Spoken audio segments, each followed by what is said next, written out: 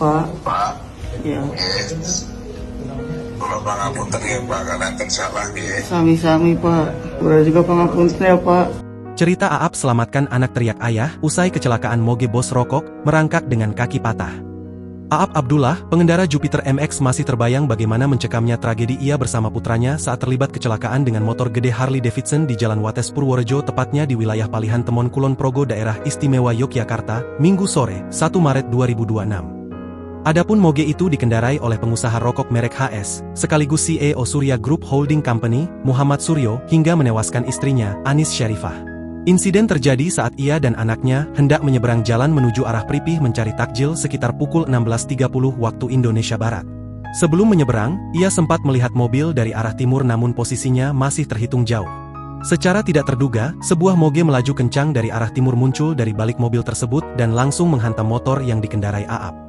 Putra dari Aap Abdullah, DN 10 tahun, sempat terpental hingga masuk ke dalam sungai di pinggir jalan nasional.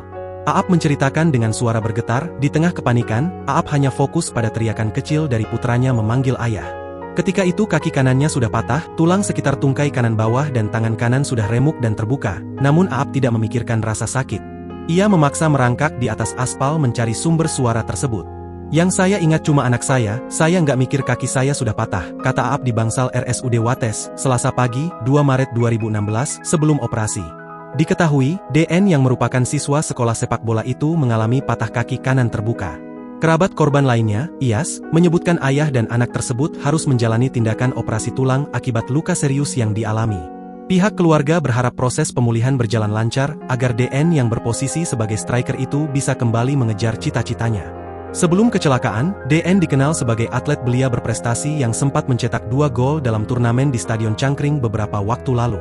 Tadinya ada SSB tapi dia bilang lemas, jadi nggak jadi latihan, dia semangat banget setelah itu, katanya mau terus latihan, tutur Aap mengingat ambisi anaknya sebelum insiden terjadi. Download Tribun X sekarang, menghadirkan lokal menjadi Indonesia.